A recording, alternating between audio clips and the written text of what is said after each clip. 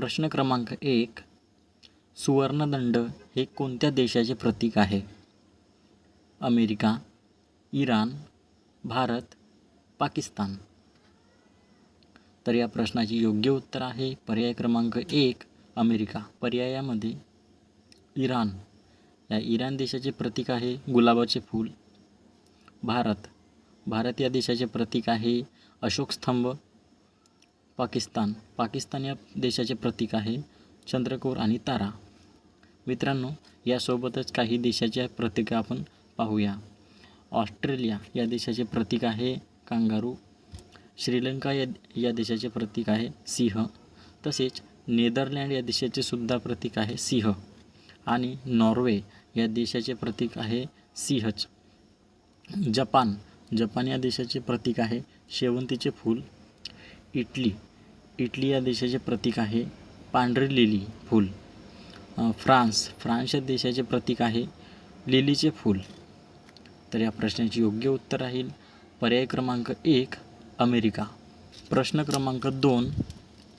हरिश्चंद्रगड या शिखराची उंची किती आहे? 1646 मीटर, 1424 मीटर, 1438 मीटर, 1177 मीटर. तर या प्रश्नाचे योग्य उत्तर राहील पर्याय क्रमांक 2 1424 मीटर. हरिश्चंद्रगड हा अहमदनगर जिल्ह्यातील अकोले या तालुक्यामध्ये आहे. 1646 मीटर.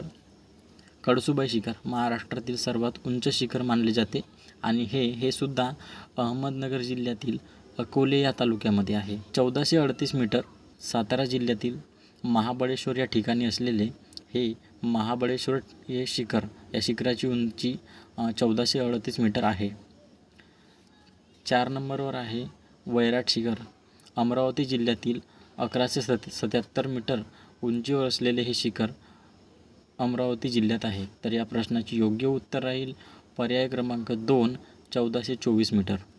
भीमाशंकर ज्योतिर्लिंग कोठे आहे? नाशिक, गुजरात, बीड, पुणे. तर या प्रश्नाचे योग्य उत्तर राहील पर्याय क्रमांक 4 पुणे. मित्रांनो, भीमाशंकर ज्योतिर्लिंग हे पुणे जिल्ह्यातील खेड तालुका आहे. त्या खेड तालुक्यामध्ये भीमाशंकर नावाचे ठिकाण आहे. त्या भीमाशंकरमध्ये हे भीमाशंकर ज्योतिर्लिंग आहे. गुजरातमध्ये सोमनाथ हे ज्योतिर्लिंग आहे. बीड या जिल्ह्यामध्ये वैजनाथ हे ज्योतिर्लिंग आहे. नाशिकमध्ये त्र्यंबकेश्वर हे ज्योतिर्लिंग आहे. तर या प्रश्नाचे योग्य उत्तर राहील पर्याय क्रमांक 4 पुणे. प्रश्न क्रमांक 4. भारतरत्न पुरस्काराची सुरुवात कधी झाली? 1947, 1958, 1954, 1911. तर या प्रश्नाचे योग्य उत्तर राहील पर्याय क्रमांक 3 1954. भारतरत्न पुरस्कार देण्याची जी सुरुवात आहे ते 1954 पासून सुरुवात झालेली आहे. त्यावेळेस भारताचे राष्ट्रपती डॉक्टर राजेंद्र प्रसाद यांनी सर्वोच्च नागरी पुरस्कार सन्मानाची स्थापना केली. 1954 या वर्षी देशातील 3 व्यक्तींना एकाच वेळेस हा पुरस्कार देण्यात आला. C Rajagopalachari, doctor C V Raman आणि डॉक्टर सर्वपल्ली राधाकृष्ण या तिघांना 1954मध्ये हा पुरस्कार देण्यात आला. तर मित्रांनो, हे सुद्धा लक्षात ठेवा की महाराष्ट्रातील महर्षी धोंडो केशव कर्वे यांना हा प्रथमतः पुरस्कार देण्यात आला. ते महाराष्ट्रातील प्रथम व्यक्ती होते की त्यांना हा पुरस्कार देण्यात आला. तर या प्रश्नाचे योग्य उत्तर राहील पर्याय क्रमांक 3 1954. प्रश्न क्रमांक 5. खालीलपैकी कोणती संस्था पुणे येथे स्थित आहे? केंद्रीय जलविद्युत संशोधन संस्था, महाराष्ट्र पोलीस अकॅडमी, हत्तीरोग संशोधन केंद्र, क्षयरोग संशोधन केंद्र. तर या प्रश्नाचे योग्य उत्तर आहे पर्याय क्रमांक 1 केंद्रीय जलविद्युत संशोधन केंद्र. हे खडकवासला पुणे येथे स्थित आहे. प्रश्न क्रमांक 6. खालीलपैकी अणुऊर्जा प्रकल्प कोणते? पेंच, पारस, चंद्रपूर, जैतापूर. तर या प्रश्नाचे योग्य उत्तर राहील पर्याय क्रमांक 4 जैतापूर. मित्रांनो, जैतापूर अणुऊर्जा प्रकल्प 9900 मेगावॅट निर्माण करणारे खूप महत्त्वाचे अणुऊर्जा प्रकल्प आहे. हे रत्नागिरी जिल्ह्यातील मांडवण या ठिकाणी आहे. पेंच हे जलविद्युत प्रकल्प आहे. ते नागपूर येथे स्थित आहे. पारस हे औष्णिक विद्युत प्रकल्प आहे अकोल्यामध्ये. आणि चंद्रपूर हे सुद्धा औष्णिक विद्युत प्रकल्प आहे चंद्रपूरमध्ये. मित्रांनो, हा चंद्रपूर औष्णिक विद्युत प्रकल्प हे महाराष्ट्रातील सर्वात मोठा औष्णिक विद्युत प्रकल्प आहे आणि 3340 मेगावॅट एवढी ऊर्जा हा प्रकल्प निर्माण करतो. एकूण 25% वीज निर्मिती हा एकटा चंद्रपूर जिल्ह्यातील चंद्रपूर औष्णिक विद्युत प्रकल्प करतो.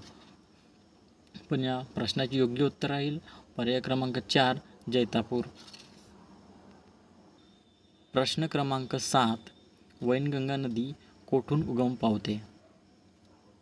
त्र्यंबकेश्वर, बैतूल सातपुडा, शिवनी सातपुडा, अमरकंटक.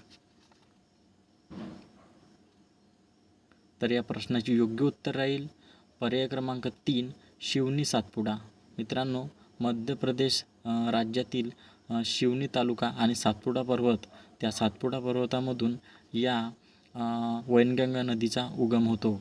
या नदीची लांबी महाराष्ट्रातील 295 किलोमीटर एवढी आहे.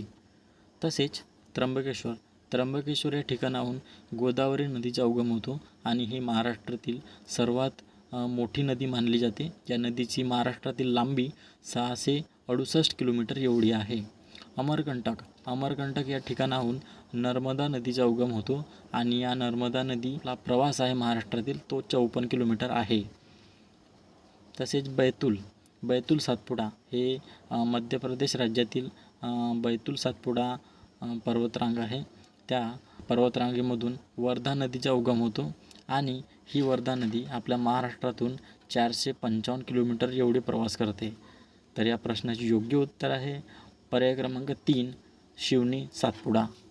प्रश्न क्रमांक 8, खालीलपैकी कोणत्या जिल्ह्यात डॉक्टर बाळासाहेब सावंत कोकण कृषी विद्यापीठ आहे? परभणी, रत्नागिरी, अकोला, अहमदनगर. तर या प्रश्नाचे योग्य उत्तर आहे पर्याय क्रमांक 2 रत्नागिरी. 18 मे 1972 रोजी या डॉक्टर बाळासाहेब सावंत कोकण कृषी विद्यापीठ याची स्थापना झालेली आहे. तसेच परभणी येथे वसंतराव नाईक मराठवाडा कृषी विद्यापीठ आहे आणि याचीसुद्धा स्थापना 18 मे 1972 रोजी झालेली आहे.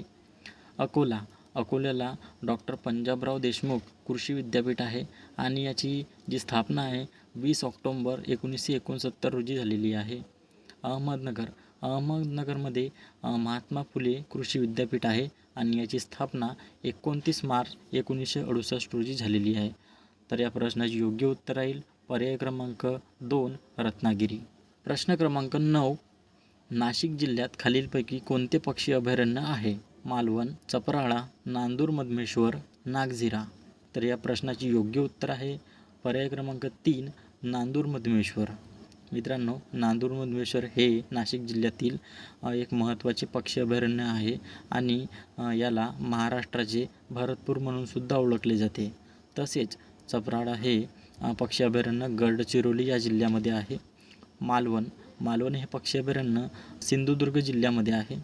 नागझिरा हे गोंदिया जिल्ह्यामध्ये नवेगाव नागझिरा पक्षी अभयारण्य आहे. तर या प्रश्नाचे योग्य उत्तर आहे पर्याय क्रमांक 3 नांदूर मधमेश्वर. प्रश्न क्रमांक 10, आंबोली हे थंड हवेचे ठिकाण कोणत्या जिल्ह्यात आहे? अमरावती, रायगड, नंदुरबार, सिंधुदुर्ग. तर या प्रश्नाचे योग्य उत्तर आहे पर्याय क्रमांक 4 सिंधुदुर्ग. सिंधुदुर्ग जिल्ह्यामध्ये आंबोली हे थंड हवेचे ठिकाण आहे. तसेच अमरावती येथे चिखलदरा थंड हवेचे ठिकाण आहे.